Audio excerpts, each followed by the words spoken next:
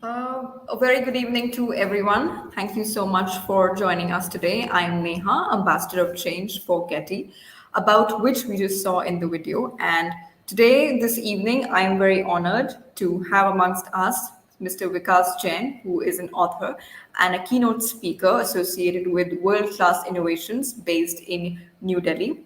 Thank you so much, sir, for joining us today. And sir will today be talking about future technology, that is going to change the face of education and how we interact with students and how we behave as teachers. Thank you so much, sir, for taking up this very important topic, an idea whose time has come. Technology is taking a fast pace in education system, and it's important that we learn everything that we can about it. Thank you so much once again, sir, for joining, and a very warm welcome once again. Thank you very much, Neha. And it is such a pleasure to share my insights with all. So my name is Vikas Jain. So I'll give you a quick background about myself, that how it started and what led me to today, what I'm going to share today with you all. So basically, I did my graduation from Delhi, from Hansraj College, Bachelor in Computer Science, and then I did MCA from Delhi University. And after that, I'd worked with companies like IBM and McAfee for 8+ years. Then got some insights, some success strategies. And with my tech background, I wanted to align that how we can change the education, the fundamental skill development system that we have in India and across the world, how we can make that change. And I started thinking. So there was this amalgamation of my passion towards education improvement with my background in technology. And I'm going to share those insights with you with quick background.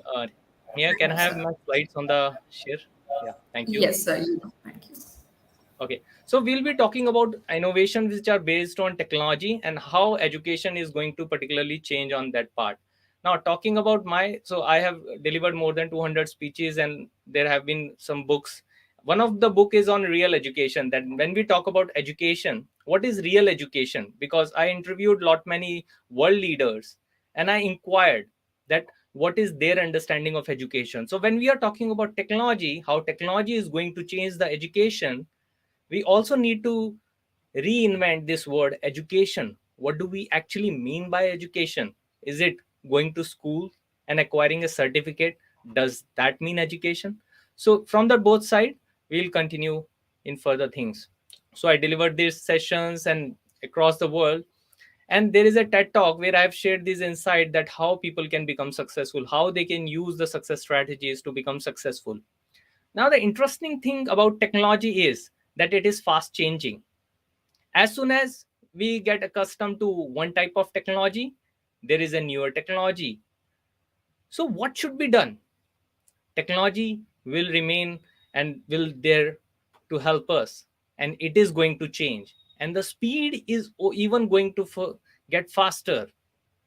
That led me to this thought: is change too fast, or are we too slow to learn? Because in the new organization, new type of economy, new type of world that we are entering into, there will be changes which are even faster than what we are seeing right now. So we can't stop those changes. To get aligned with those changes, the only thing that we can do is to increase our learning capacity so that we can adapt these changes, the technological innovations, quicker than others. And that will make the real impact. Because while we are talking about these changes, there are victims of changes and winners because of changes. There are companies like Kodak, which could not scale into the DSLR and digital world, but at the same time, there are companies like Zoom, which flourished so well during the time of pandemic. So pandemic was a major change in the world. There have been many things, many worse things that happened during that time. But at the same time, there were companies which actually took benefit out of it, leveraged, served people, connected people, and got major success. Now, talking particularly about education, there are 3 or 4 technologies which are changing the way we work and which are even going to change the way we work in future too. And first one being cloud-based innovation in education. Just to give you a quick background, what do we mean by cloud? When we are using, say, Excel or PowerPoint in our laptop or in our desktop, we are using the software which is there on our device. But with the faster internet speed that is available, there are many softwares which are installed in some other server, and in layman language we call them cloud, because it's not on our desktop or laptop, it is somewhere on the other side of the internet. So in the easy word, we call it cloud. A quicker and easy to understand example could be one, the way we use Google Docs. So earlier we only used to use, say, Microsoft Excel or Microsoft Document, which is there on our laptop. Now when we are using a Google document or a Google spreadsheet, we are actually accessing those documents from the cloud. That is the cloud. Now, how cloud is changing the way we do and work in education? Even when we say we are using WhatsApp, we are using a cloud. We are using and sharing the documents over the cloud. And the way it is going to change the education, here are some examples. Sugata Mitra did a very interesting example, and his experiment was named Hole in the Wall. Now, what was Hole in the Wall? So Sugata Mitra placed a desktop machine in a new locality and didn't tell anyone, especially the kids, that how to use it, what is there. There was nothing which was told to them, there was no instruction. It's just that when those many students came together, they were just exploring this new device, they started learning on their own. And after a few months, when they were evaluated on certain skills and their knowledge, they shown some improvements, and that became a very world famous experiment of hole in the wall by Sugata Mitra, and there is a TED talk on that experiment also. Now, specifically about cloud, that Sugata Mitra extended this concept, and what he said, the future school could be in the cloud. So there is a beautiful documentary, if you search it on YouTube. What if in the newer system there is no physical teacher? So what we are seeing, set of machines, and students access those machines to connect with people around the world, and that's primarily concept of the school in the cloud. So that way, in the future, what we can see is there is a ecosystem, there is an infrastructure which we may call a center of excellence or a school or a center. Students reach out to that center, there could be some administrative staff, but students are connected to a remote machine. Right now, whatever happened during COVID time was quite similar. The students were using their laptop or mobile phone to access those remote resources, but that is giving us additional power. As a teacher, we can collate all the responses from students in an easy to do manner. There are some people or teachers who are still using emails, and they must agree to that point that it is very tiresome job. So if you give your email ID to, say, your 30 students, and those 30 students are sending their assignments, now downloading each assignment, putting into a new directory, then opening those documents, collating them, it takes effort. What if you just share a Google Drive and say that, okay, upload all your assignments there? What if you just create a Google form and just type in that students can do whatever they want? Now, these are small changes, but the way they are going to impact the education is big, because it will reduce our administrative hours so that teachers can explore more on the newer learning opportunities. So that is one quick example of cloud. There will be, and there are many other ways in which cloud is being used in different applications. Google Schools, Google Classroom, and there are many other clouds providers who are providing specific services on that part. That is just one example, that instead of using one dedicated computer system or a server on our premises, we are using a shared resource, the internet, to share the document, get the services. Moving ahead, how AI and ML is transforming the education. So, what is artificial intelligence and machine learning? Basically, earlier we were just talking about automations. So, there were some systems, school management system, software, which were there to ease our work. But while they are just reducing our effort, what if the system can learn on its own? And that's what exactly what AI and ML is doing. So artificial intelligence and machine learning system learn the patterns, the data that they observe, and make some conclusion and act based on that. And how it can change education, let's explore some examples. Alexa is one of the prominent example of the way we are interacting in the new world. My daughter, who is just 5 year old, she actually look for that and interacting with Alexa, play this song, Alexa, do that, Alexa, fast forward, Alexa, backward. It is such a natural language conversation that is happening with Alexa these days. What if we can learn some simple things just by Alexa? For example, tables. Right now, in a typical scenario, a student is given an assignment to learn the tables, mathematical tables. They will learn those tables, then they will share those tables, they will speak in front of teacher, will they'll make some correction, okay, this is not right, this is the right way, this is the right number. Right now, what we can do, an Alexa skill, these are the pre-installed software and additional thing which can be trained for the Alexa to just help students learn tables, which is a very simple thing. But this is also can be done through this manner of AI and ML. That's just one simplest example of using artificial intelligence and machine learning in classroom. So things which are very straightforward, there is not much scope of subjectivity so far.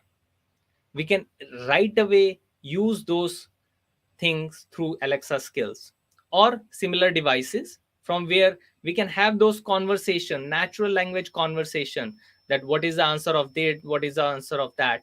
Those kind of things can be done through Alexa. In case you are having any question, you can write type in the comment box below, and we'll take your question towards the end. Moving forward, what about AR, VR in education? So, what is augmented reality and virtual reality? Let's first talk about virtual reality. Virtual reality is an animated world. When we are creating something which is purely animated, there is nothing which is physical there. So, if you are seeing a very animated movie, that is a particular example of virtual reality. So reality, the animation which is made such a close to the reality that which appears like virtual reality. Example could be movie like Bahubali and other animated movies, where there is such a good hybrid outcome, where we are not able to distinguish when we saw the real character and when we saw the virtual character. That is virtual reality. That reality looks very similar to the things that are in actual, that are there. Now, what is AR? Augmented reality. Augmented reality is where there is a mixture of virtual reality and the actual thing.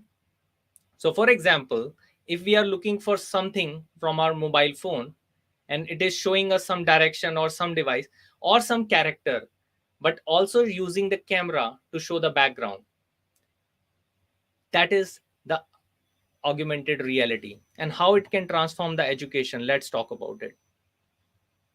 The kind of image that we are seeing here is a 3D image. Now, people might say that, okay, right now mobile don't showcase this thing. We only have 2D surface and we can only see two-dimensional thing. How come we can see the three-dimensional from the mobile phone? We can see those with this new virtual reality headset. So when we wear that headset, it can make and look, turn those two-dimensional thing into three-dimensional thing. Now, this is still an individual thing. What about education? How it is going to change the education? Now, there are already initiatives where students are given these devices, where they are using these devices, virtual reality headset, in the classroom. In the given example, someone is using his mobile phone, but then there are other virtual headset which are dedicated to create that virtual reality in that space.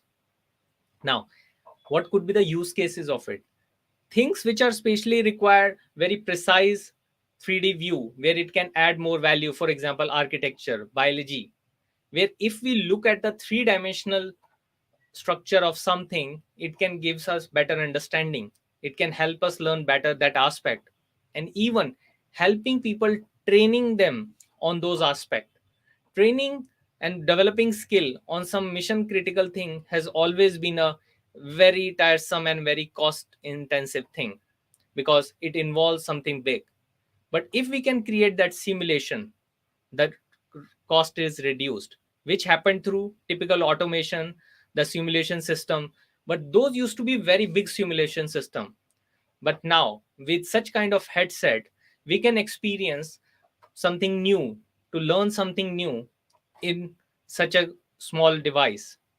Just to give you an example, for example, a pilot is going through the training how to drive plane. Now, in old cases, you have to be on actual plane. Then simulated environment is created where big planes are converted into a small setup where one person can learn those skills while they are sitting in that simulated environment. But still, it required huge setup. What if now with these headset, once we add those headset and having those gears on our hand, we can actually experience that with our movement how the environment is going to respond. And that's what the gaming industry has already starting using it very heavily. If you go to any mall, you will see there are those experience centers, gaming studios, where you will find such headset. But at the same time, these things are equally applied in education and skill development arena, where the cost is getting even lesser. And just imagine what kind of opportunities that this thing can create for education sector. Now, talking about metaverse and blockchain, another major technology which is impacting the education, which is going to change the way we transact in the education system and work in that. Now, what is metaverse primarily? We just talked about virtual reality. So, a small program where we are interacting with one to one or with few people. That is one limited level. But to give it in a better manner, think of it like how internet started. Internet started while connecting few system in the beginning. So there was a network of few system where we can share and access resources within those system. It started as a research project within the defense and the some universities. Then those small systems started connecting together, and the internet started getting bigger. And now when we are saying internet, there are no set of dedicated machines. All these interconnected intranets are connected together to provide a space which is called internet. In the same manner, there is this concept of metaverse, that when companies are creating their individual virtual reality spaces, in the future, what if these individual spaces are connected together? And when these spaces are connected together, it forms a different universe, and that is metaverse, an extension of the universe that we see today. That is the metaverse. And in the future, what we are going to see is, as students are entering or using the typical laptops or mobile systems to access the resources, it is going to create altogether different experience where people will be entering into metaverse. So there will be schools in the metaverse. So when you open a school, the school is not open in reality in the physical world, it is created in the virtual world. People take admission and get their degrees from there. Now, while I'm explaining metaverse, it is equally important to understand blockchain. Now, who is the central authority? Because in education, we say that school is providing a certificate which is recognized by the CBSE or similar board from some other country. But in metaverse, when somebody is acquiring education, who is going to certify that? What is the validity of that certificate? So, blockchain is a technology. Basically, it started from cryptocurrencies. So, cryptocurrencies used a technology which is called blockchain.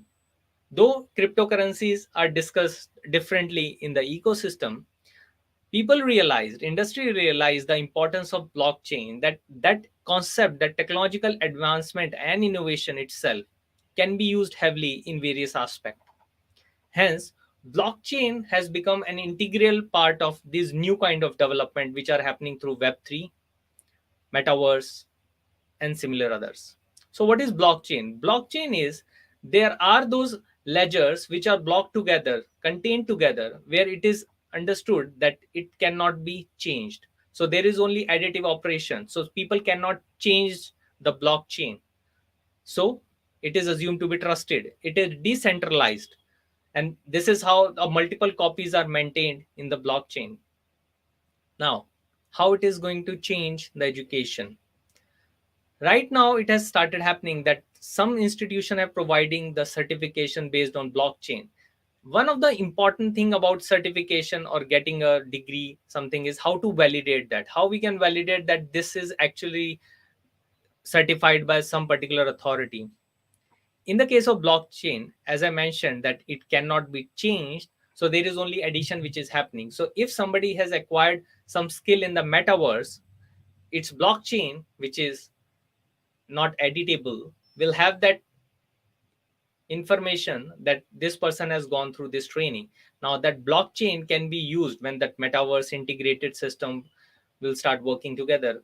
One can validate that blockchain, okay, this person has done that certification, which is one of the integral part of education and skill development, to get that certification which is authentic, that this person has gone through these many hours of training or skill development or some particular test.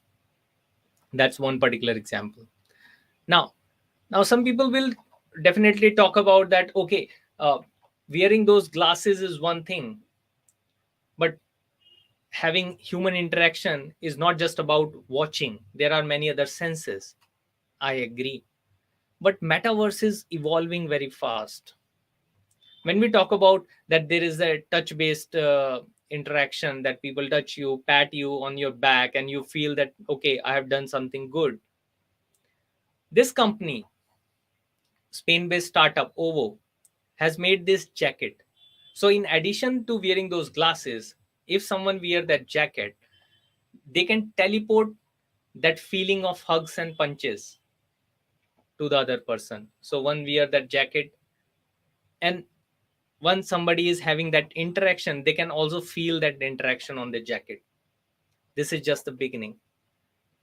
There are going to be full body suits which you can wear, so that you can have more interaction, more level of sharing and sensation with the other person. Now just imagine in the future, when we are entering into a classroom, we will enter into, say, a nearby center where we wear a suit. We'll sit in a cabin, and it feels as if when we get out of that center after 3 or 4 hours, it feels as if we were part of that remote system.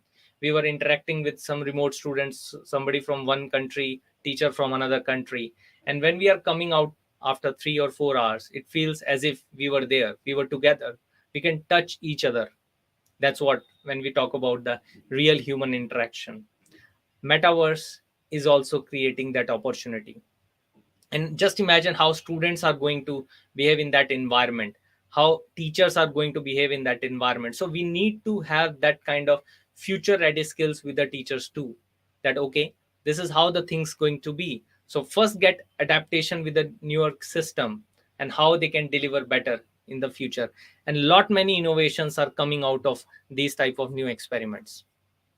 Moving forward, Dubai, which is known for its world class innovations and projects, is investing heavily on metaverse projects. So, in near future, we are going to see many newer advancement in the space of metaverse, virtual reality, augmented reality, and this is how things of in the education sector, in the skill development sector especially, are going to change at the intensive level. Now, another major concept which is called robo teacher in education. Now you might be wondering, that's still a very far thing to happen, where robots are teaching a classroom which is something like this. I partially agree. When I say I partially agree, as a technologist, I would say that when we talk about future, that this is going to happen in future, I can assure you there are something which are happening in some other part of the world in the present itself. So what is future for us may be present in some other part of the world. Things are not that far that we assume. If that seems like a far thing, where a humanoid or a robo writing those things, but the reality has already gone to this level where there are these devices which are teaching students that how they can learn better. And in some case studies, it has been found that even when statistics and analysis was done, that in some cases these devices have outperformed the learning which transferred through teachers. Just imagine those type of scenarios where some part of learning which is happening through these devices. So when we are saying teachers in the future, they may not be the only person who are delivering those lectures. We need teachers who can train these devices, who can give the instruction, who can to these devices that how they can deliver them the information better. We need teachers who observe these devices from a distance and share that data, that how these devices can be improved to transfer the learning to the kids in a better manner. So newer roles we are going to see in the future, where we can say an assisted teacher who is helping these humanoids type of robo teachers to perform operation in the environment. So future is not that far. Now there are many technology based innovation. If I keep giving example, I think the time in this session will run out. So I'll give another insight, that when we are talking about these type of innovations, especially like UPI and QR based payment gateway, which has transformed the payment industry, the way we give money, there are many innovations at the ground level which are changing the way we are transferring education and training. But when we want to become world class, because my presentation specifically used that word, it's not just an adjective for us that it's world class. What goes behind making those world class innovations, how we can develop that mindset. So I want to share with you, there is always a world class mastermind behind world class brands and innovation. When we are seeing those innovations happening on the ground, there is always a strategy, a mastermind who is creating those innovation. And as a innovative person, we need to become that kind of mindset. We need to develop that kind of mindset where we can create those innovations. We can change the way we are delivering lectures today. So we need to develop that world class mindset. What is required? I quickly will sum up this information, though that itself is a very broad session, but I'll try to cover. When we are talking about innovations, I actually inquired with many people that what is their understanding of innovations. So in one of the TED talk by Manu Kumar Jain from Xiaomi India, he talked about that there are some companies which are known for their product innovations versus there are companies which are spending heavily on the market. But world class companies are those which are actually developing good products, quality products. So I inquired further that okay, there is a craze for world class. Recently, NASSCOM, which is a major industry body in the IT space from India, did this program World Class from India, that how we can create world class products which are originating from India. So I got curious that what do we actually mean by world class? When we are looking to develop, when we see those words, we are having a world class school, we are having a world class education, we are having world class XYZ development center. When we are using the word world class, what do we actually mean by that?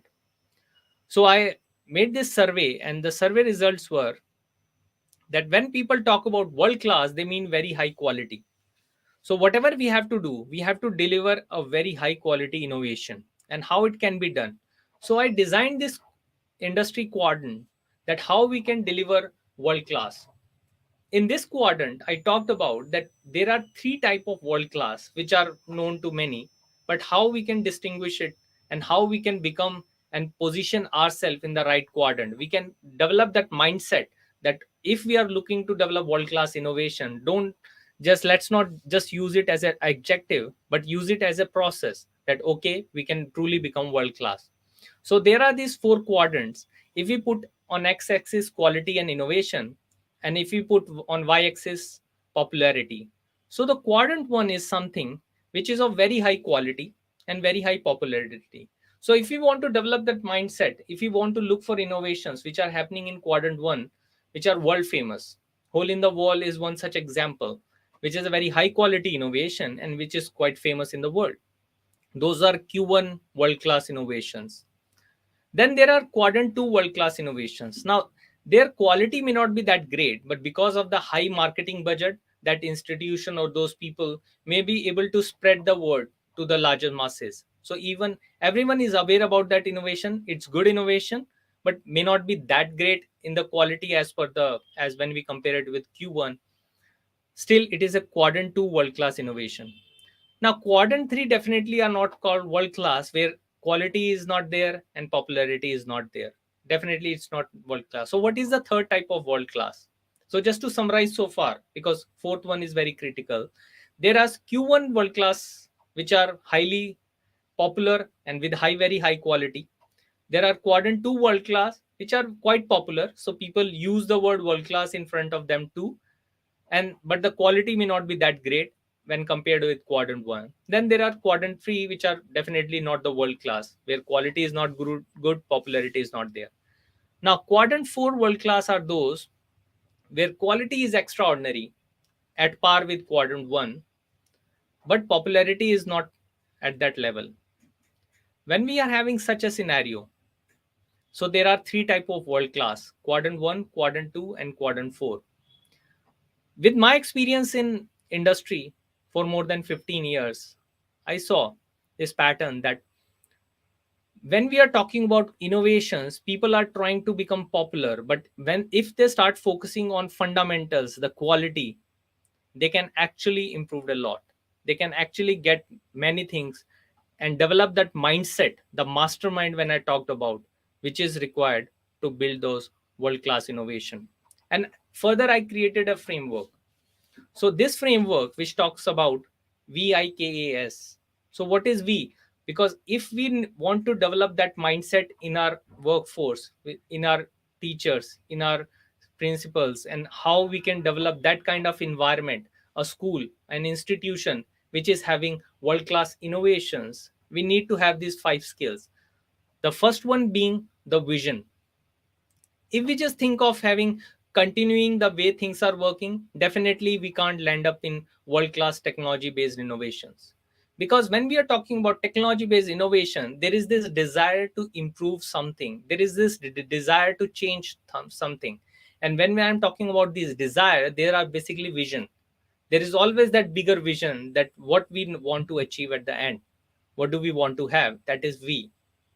The I is innovation, how we can develop that mindset to improve something, to change something, try new thing from the existing one. Can we have that mindset within school that on daily basis everyone is supposed to make one possible smallest change in the way they are working? That will become the grassroots for innovation that we are looking to see in our institution, the I. The next one is K, knowledge. As I just share, and those who are attending this program right now or probably seeing in the future also, they are looking for more knowledge. That's the kind of curiosity that we need in our people, that knowledge, that we want to know more things, how we can implement those things within our system, that requires knowledge. And then comes the role of attitude, that after having all this information, if the attitude is not at the right place, things will not happen. In corporate world, we frequently use this word, will and skill, that you can fix the skill issue, but it's very hard to fix the will issue. That is the attitude, that do I want to learn, do I want to grow, how I take the different situation. If there is an adverse situation, what is my attitude, how do I work on that? That plays very critical role. And if we are looking to develop an environment, an ecosystem of world class technology based innovation, we need to develop that right attitude, which can change the way things are working.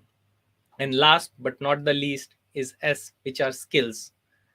Having the right knowledge is applicable in some scenario, but in some other scenarios we need to develop those skills. For example, There are these muscle skills like driving a car. By watching video, I can't learn how to drive a car because I need to convert that knowledge into skill. Same way, swimming, I need to convert that knowledge into skill, that how I can learn. In the same manner, when we are talking about VR devices, we have watching that video or watching this session is one thing, but wearing that headset and actually interacting with others in that virtual environment, in that metaverse, is a totally different thing. We also deliver that workshop to make people experience those things, that how they can experience those new world class technology based innovations. It is required, and those are the skills that we need at each level. So up to the right kind of technology based innovation, the central point is us. We have to start making that change, because unless we start making that change, things will not change. So while I talked about technology based innovation, I also talked about how we can adapt that change, how we can develop the right mindset so that we can use those technology based innovations into our life and take them, put them into actions. Because there have been many studies that technology based implementations are very slow to happen. People design those things, they are good at the micro level in the innovation centers, they yield result, but when they are implemented at the massive level, sometimes things are not that great because that are not implemented in the right manner. And I'm part of a company where we are delivering that kind of thing, that okay, we can provide those skills and outcome at particular. There are things which are happening at a very different level. We are providing these services to people where we help them deliver and develop world class digital products and provide the IT related services. Now these are my contact details. I'm open to question towards the end. Yeah, you there? Yes, sir, absolutely, absolutely. One second. Well, thank you so much, sir, for that presentation. And I really like the fact that you made your own name into an acronym, which, is, I like the vision and the innovation part. You put in your own name. I think everyone could do that. I was also trying to do something for my own name, NEHA. So for H, I was trying to come up with happiness, but that was a very, very wonderful trick at your end. Once again, Thank sir. you. But couple of questions. So you talked at length about the various technological developments, and you talk about metaverse in detail, and you talk about UPI and everything. Let's talk a bit about specifically education sector. Since there's so many technologies coming every day almost, would you like to cite the importance of teacher training basically? Because every day we give our teachers one new technology to handle, and they are trying to recover and adapt to the previous technology. And also, some teachers are resistant to this change, as some teachers want to continue with the old ways, but we know that we cannot continue with the old way. So, Yeah. what's your importance? What's your take? And also, how could we make teacher training, interesting for teachers, considering that there are so many options? There's so many edtech companies that approach us all the time for this product is for this product is for this is for attendance, this is for this is for this. So as a teacher, it's overwhelming sometimes. So if you could take that. Yes. So Neha, it is a very pertinent question. I would say that teacher training is very important. And when I talked about knowledge and skill as part of that world class Vikas framework, that itself convey that it is required that lifelong learning. I read this quote somewhere that technology will not replace teachers, but teachers with technology will replace teachers without it. Absolutely, So absolutely, definitely, when you talked about there are few teachers who are not wanting to learn new things, I think I would put that category into two parts. Now, okay. what are those two parts? While we are working on technology based in advancement, that how new things are happening, I equally agree at the other point that there are importance of fundamentals which are required. So when we are saying that there are few teachers who are not learning the new things, I'm looking at those two type of teachers. There are one type of teachers who are saying that the importance of fundamental is so much that I'm not interested in teaching and learning new things. Though I would say that we can actually transmit that knowledge of fundamentals effectively, more effectively, if we learn the newer technology or newer skills. So still it is required. But Yeah. especially the scenario where if a teacher is not probably getting times, because there is this role of empathy. I always see that the teacher's role and their requirement in the system has increased a lot. The Yes, sir. way they have to interact, there are a lot many things. So as a human being, I can understand that there are so many things. It is such an overwhelming thing. Now at the end of it, thinking about now training and learning new thing can become overwhelming. But the equal hard truth is, if we will not update ourselves the way things are changing slowly and gradually, there will be a massive change and we may not be able to handle that massive change. So to Absolutely. have that slow and gradual process, I would align with what you suggested, that if we give a small advice, small things to teachers, that okay, for every quarter learn one new skill, then Absolutely. itself in a big way. So I'm also part of AIM Atal Innovation Mission, and Okay. also a mentor of change at one of the school in Dwarka in Delhi. That how teachers can adopt that kind of innovation, how students can develop that sort of mindset.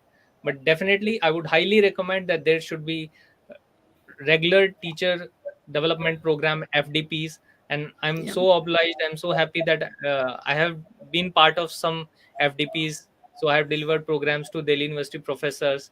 There was a Okay. conference in Kerala where there were 1000 plus principals, and I had that opportunity to share these technology based innovation and education related thing for more than 2 hours. So I I've been part of those, and I really appreciate the way the work, the kind of work that your organization is doing to impart that type of knowledge to the others. Thank you, sir.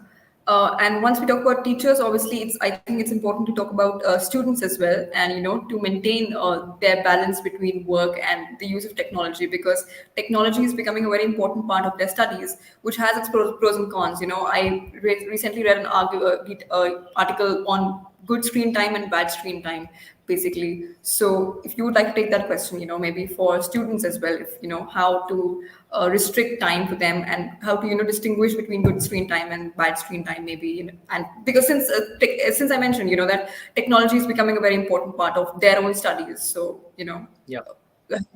harm to their health maybe, or something like that. Okay. So the first point that you made was itself very important, that the balance between work and learning and other things. Now, I'll first focus on that point itself, that when we talk about learning and education and working environment that we are working right now, earlier what used to happen, we used to say that there is a time when we are learning new things. So there is a phase of student life, and after completing graduation, some skill development has happened, we move into the working life, the corporate life. So there were Absolutely. two phases in our life earlier. But now if you look at the way we are working, the future of work, when we talk about, there are people who are started working very at very early age. There are people who have started, like there are TED talks by application developers who started at the age of 8. So the working has started very early, and the learning is going till the end of life, because Absolutely. there is this importance, there is this reduced shelf life of a skill, that earlier when something new is learned, one can sustain the work profile for say 20 years. But now those things are getting reduced to 2 to 3 years. So after 2 to 3 years, we need to upgrade ourselves. So definitely that work and life, I think it's not only related to student. I would go by that word student forever. So it is equally applicable to each and everyone, even teachers, for you, for me, for us, right?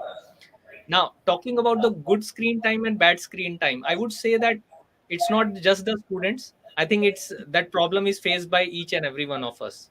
We Absolutely. we we must accept that there are times that after watching some social website for few minutes or sometimes hours, we realize that okay, time waste. It was a wastage of time. I think I should have stopped myself earlier, right?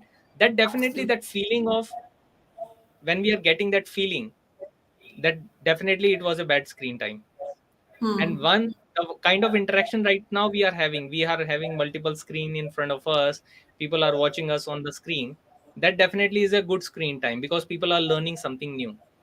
So I think when we see that after spending that time on the screen doing that activity, are we feeling good? Because we can confuse others, we can disguise others, but we can actually fool ourselves. There is some inner voice which knows that, okay, was that time well spent, or is it something wrong with that?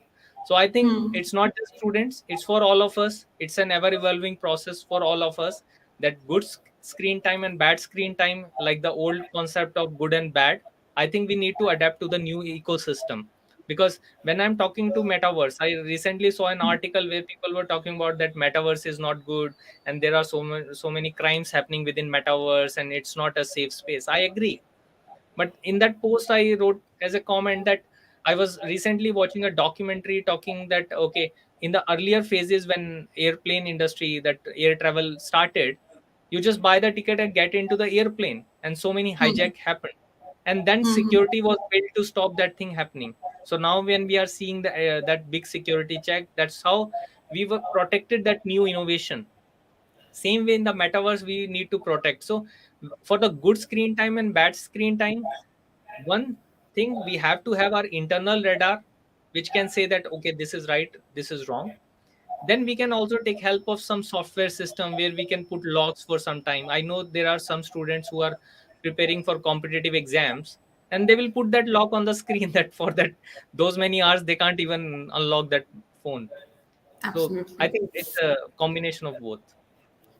Very good point, sir. And when you mentioned metaverse, even I've been reading a lot of articles that metaverse is sort of a trap. If you go inside it, if it keeps developing, then it's going to be a rabbit hole where we'll all find ourselves stuck. So in that context, I remember, what do you think is the role of parents then? So we've covered teachers, we've covered students. Especially students up to class 7th or 8th, they have some regulation from their parents. So what are parents to do when it comes to all this technology, protecting their children from all these harms of, say, technology or metaverse for that matter, maybe? Okay.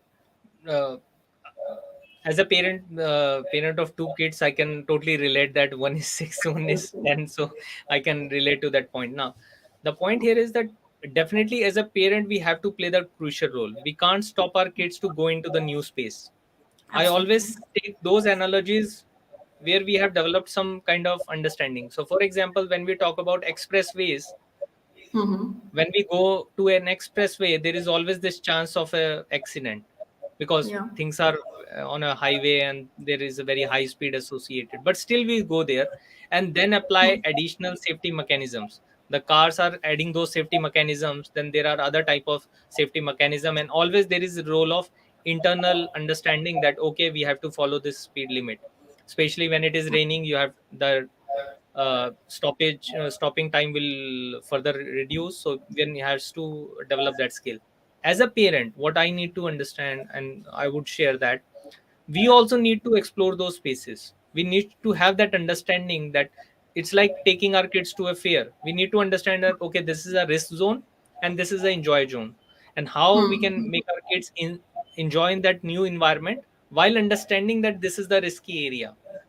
Okay. But by not exposing them and by not mentoring them that, okay, this is a risk area, this is a good area, what we are leading us that with their friends they'll definitely go there. As a youth we have also gone there where we were told not to go. So that's how the human psychology, and especially the kids psychology, youth psychology work, that if you say somebody don't go there, they will definitely go there. So by saying no, things will not reduced. As an individual, what we have to do, we have to go there, understand that ecosystem, and slowly and gradually identify what is safe area, what is not so safe area, and help our kids understand thing that this is safe, this is not safe, and build that kind of skill. The way we are giving them training on the road, because definitely there is risk, but still we are training them. Same way we have to train them for the metaverse and such virtual spaces. That's a very good point, sir. That risks are going to be there in anything we do, but taking precautions and understanding precautions is always better. So to conclude, we always have this ritual. If you could give one tip for teachers, one tip for students, and one tip for parents. Once again, so you've covered the whys and hows, but what can parents, students, and teachers do? Maybe from tomorrow to be technologically safe and also embrace technology as a part of our lives now. Okay. One common example would be, and common suggestion would be that try something new every day. If not Absolutely. every day, try something every week. If not every week, Mhm. try something every month, but not more than that. Don't expect me to Absolutely. try new everything every quarter. Now there is this Absolutely. importance of a week I would like to highlight there. When I'm coaching when I'm consulting others, I see this importance of a week. There is this power Okay. of week. If we think something in terms of days, it's not that Mm-hmm. effective. We can't do everything every day. Absolutely. If we think from months perspective, still it's a longer time, but there is this Okay. power in a week that try to dedicate some time every week. When Mm-hmm. I'm even doing corporate sessions and people will say that I'm busy, I can't get time to do certain things, I would say that Mm-hmm.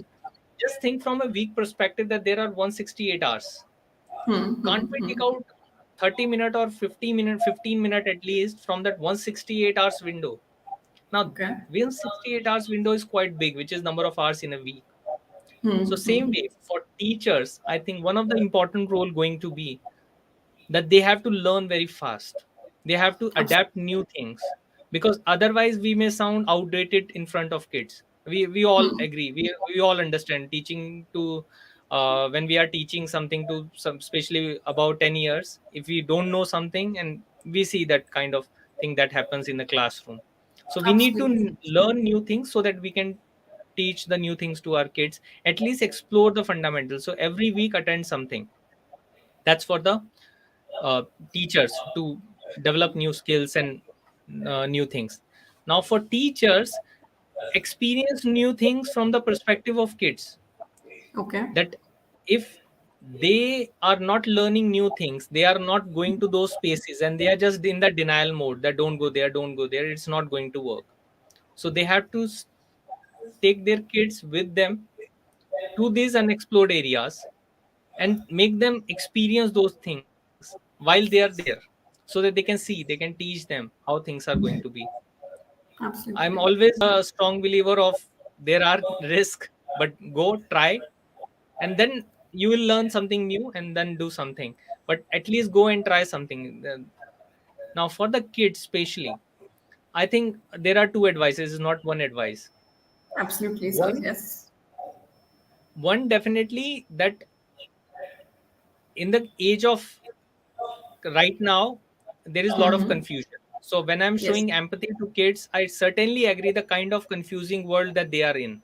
There are teachers who would, and parents who will say get good marks, get good degree, and things will be sorted in your life, and then they hear something from a YouTuber that I was not having anything of that sort and still I made this much money. And now definitely from there, at the age of 10, 11, 12, when you're listening this type of conflicting statements, it's a confusing world for them. Because at my age, I think there was only one type of statement that do this good things and things will be sorted, but for them it's definitely a confusion. So Absolutely. in that manner, what I will say that build some trusted relationship with some mentors. If Absolutely. it comes in the form of teachers, it's good. It can be your elder brother and sister, it can be your cousin, it can be your friends or somebody, and something can be online, but build a trusted relationship where you can trust them and have that trusted environment that I can share my things with others. Because right now I think on one side things are very happy mood, especially on Instagram when we see for the kids, but when we talk to these kids like 15 plus, and for many kids I got to know while coaching and consulting them that okay, some for many students suicidal tendency is becoming very Very prominent common. these days, when Yes, very sir. common. It's like that, having that suicidal tendency, which is definitely a very risky zone that we are entering. So for kids I Absolutely. would say that build some trusted relationship with mentors who can be in touch with you, who can guide you, so that they can guide you that what is right, what is wrong, what is the coherence between the statement made by the YouTubers versus a statement given by the others. So I think it's definitely a complex world, but we need to build that fundamentals so that we can drive through, sail through this complex world. That's a very good point that you've stated for students. So I think we need to empathize with them as much as possible, and also keep in mind that they also, go through so many opinions in one day. They search through Instagram, and five opinions they will form just by scrolling through their feed. That's a very wonderful thought, sir. And once again, thank you so much for taking so many questions. And I think I've covered most of the questions asked by the audience. Yes, and I've also covered our little ritual where we ask some little tips for parents, teachers, and students. Our three main stakeholders, basically. And thank you so much, sir, for joining us today. And I really hope to see you again soon. Thank you very much, Neha, and thanks for all the audience. And my contact details have already been shared. Yes, sir. If you Yes, just sir. go to my website vikasjanlive.com, and you will see in comments, you can reach out to me for any further query, and I'll be glad to answer. Thank you very much. Thank you. Thank you so much, sir. Thank you so much. Good evening.